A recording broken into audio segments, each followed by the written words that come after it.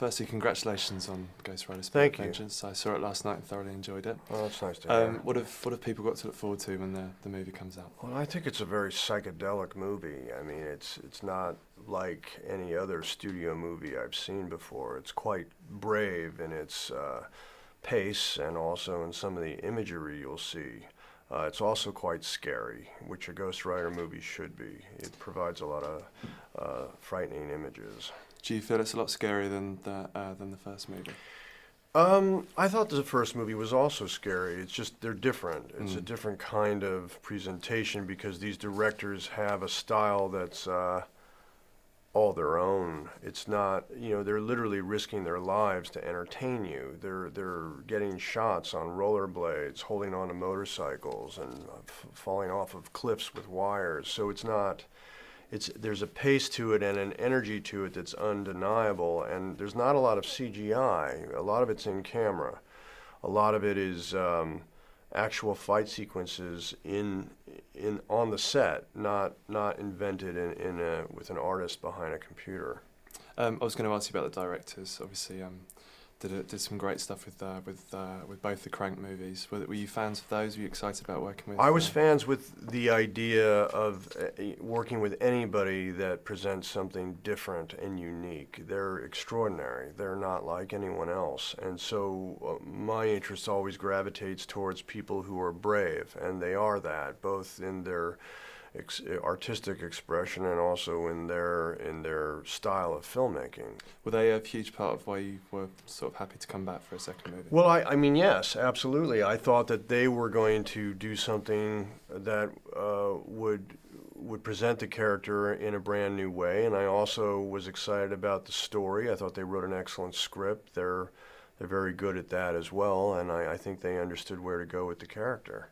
Can you see yourself doing more Ghost Riders? Is that something you'd like to? I mean, I'd like, if it did happen again, I would like to see him go into hell, but that would be a very expensive movie. But it's something like a Dante's Inferno, but that would really test the imaginations of the filmmakers. What else have you got coming up soon? I did a movie with Simon West called Medallion. It's the first movie I've done since Con Air with him, and so I'm excited about that. And then after that is...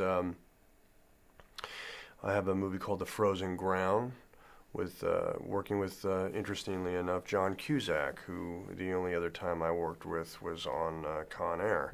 So that'll also be another reunion that I'm excited about. Are there any other of your movies that you'd like to explore again? I mean, I think take The Wicker Man to Japan could be interesting. That I would like to see. In terms of your plans to do any more directing, is there anything like that on the horizon?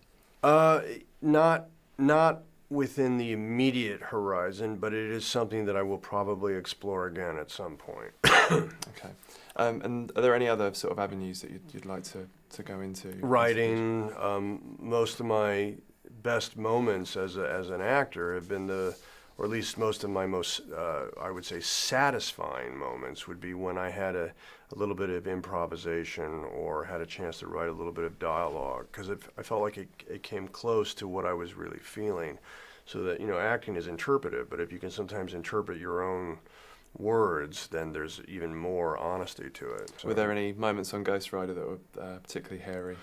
I mean, I didn't think so, but people told me that it was, you were 150 feet in the air hanging from a wire. And but usually when I was Ghost Rider, I was in an altered state of mind, so I didn't have any thought about the danger. Is it easy to slip into that state of mind?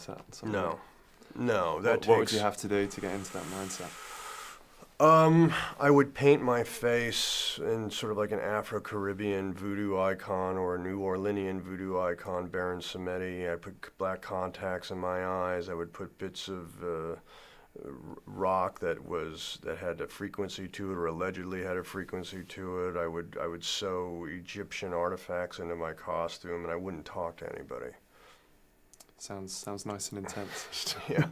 I just want to talk to you about comics for a bit. Are there any other characters that you'd like to explore? I'd like to see, not that I would play it, but I would like to see Submariner. I'd like to see Doctor Strange. I think these are wonderful characters because they provide different landscapes. Submariner is all about the ocean. That would be a beautiful, although expensive movie. And then also Doctor Strange goes into dimensions of outer space and the mind that I think would be fascinating to look at as well. Have you got any favourites, sort of Hollywood favourites, in terms of adaptations, aside from your own, of course? I was impressed with what they did with Thor. I was impressed with what they did with Captain America. Those were two characters that I thought they would really have their work cut out for them to not have them look ridiculous. So I think, well done. How's your collection looking these days? I don't really collect anything. I don't. My collection is more about, buying comic books that are child-friendly and having them around the house for my son to read. And does he enjoy them? Very much, yeah.